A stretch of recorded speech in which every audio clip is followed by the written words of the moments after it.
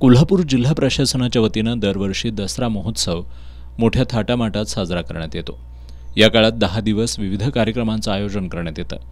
यंदाच्या महोत्सवात आज पारंपरिक वेशभूषा दिन साजरा करण्यात आला। यासाठी जिल्हा प्रशासनाच्या वतीनं आवाहन करण्यात आलं होतं। त्यानुसार सर्व शासकीय निमशासकीय कार्यालयांमधील अधिकारी कर्मचारी, शाळा आणि महाविद्यालयांमधील विद्यार्थी-विद्यार्थिनी यांनी पारंपरिक वेशभूषा परिधान करून उपक्रमात सहभाग घेतला।